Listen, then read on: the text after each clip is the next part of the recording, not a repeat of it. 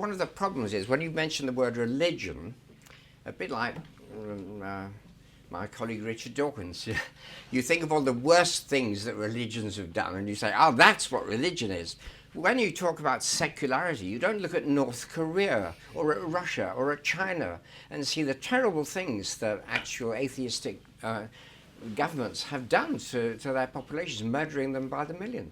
So I think it's a much more complicated story, and I would say, I don't want to go into the whole history, but for example, in Poland was, I think, saved from Soviet domination by a pope, and John Paul II heroically fought for the rights of the Polish peoples.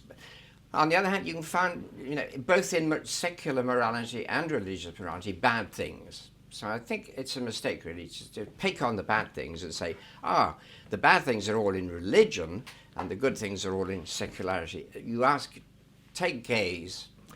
When I was young, there weren't any gays, we didn't have them. People lived together, we knew that. But no, but we did have them, but we wouldn't have known about it because they were so scared to say that they were gay. We didn't use the word. The word wouldn't have been used. Yeah, but why not? Why, this is what I'm talking about. But also, I just before we move on, I want an opportunity to respond to what you said. Perhaps we have a different understanding of what the word secular means. I mean, to me, the word secular means, in fact, I think the dictionary definition of secular is not involved in religious affairs. Right? It does not have a hand in religious affairs. To say that a government is secular is to say that it has no religious leanings. A government that far more than criticizes, but punishes atheism, puts atheists to death, put people to death for being the wrong religion, for instance. A country that is actually, I mean, to say that if the Soviet Union is putting people to death because of their religion, that's the least secular thing imaginable. How can we say that a system like that is killing people on the basis of religion is secular, if to be secular is to not have a hand in religious affairs? But it's certainly, when it was communist, it was certainly atheistic in principle. And if you believed in God, you wouldn't get promoted, and you would get sent to a camp.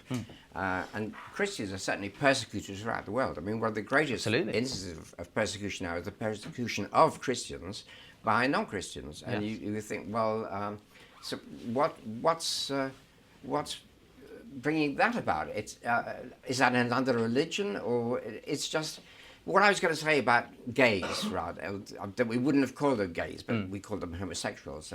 But if you say which people in the British society now are most opposed to homosexuality, it is not the religious. I mean, a lot of religious people are opposed to homosexuality. I agree. A lot of us are not, very definitely not.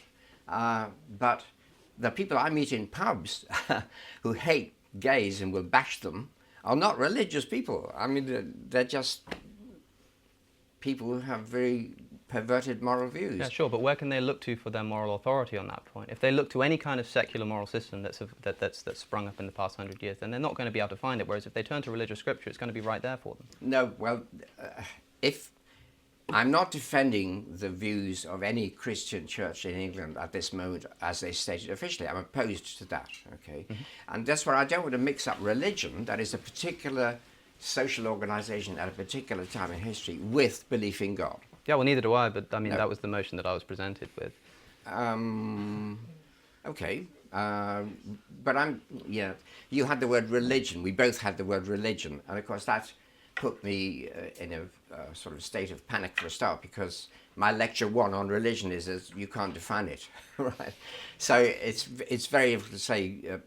Recently, a High Court judge decided that ethical veganism had the status of religions, and you think, well, that's pushing it a bit as far as I'm concerned. But so the boundaries of religion are not just limited to some Christian sects and denominations, right? Absolutely, but in the same way, like this is the thing, that the kind of point scoring won't work here. If like from either of us, I think we can agree that whilst all secular governments are kind of atheist in the sense of not having a religious motivation. No, it's not all atheists. It's not that, Alex. It's not that. Not all North atheist Korean government is opposed to any religious view. Sure, no, I agree. But as I was about to go on to say, not all atheist regimes are secular. You can have an atheistic regime that's non-secular. You can have an atheistic regime that's evil and doesn't abide by any kind of moral system that any of us would think is acceptable. But that's not endemic to atheism. In the same way that if I point to some kind of Christian theocracy and say that you can say that that's not endemic to Christianity, absolutely true. So what we're talking about instead is atheism and religion, not any particular form of atheism or any particular form of religion. And so I think that we need to see some reason to believe that atheism, as simply the rejection of a belief in God, somehow completely eliminates the ability to have moral thought. Yeah, well, on the word secular, a colleague of mine, Stephen Law, who is quite a well-known atheist, I think, and I think he's the president of the British Humanist Society, or the secretary. Anyway, he's written a book on humanism, what it is, and he explicitly says, I've argued with him about this, what he says in his book on humanism is anti-religious. Yeah, but I'm not here defending humanism. I'm not a humanist myself. Okay, all right. So, but this is the thing, right? So if we have a motion that says that without religion, morality is bankrupt, it's like, yeah, you can point to North Korea, you can point to the Soviet Union, you can point to Stephen Law if you like, yeah. But what we should be talking about is atheism. Atheism is a lack of belief in God, and I'm yet to see a good reason to see why that should preclude the ability to have moral propositions.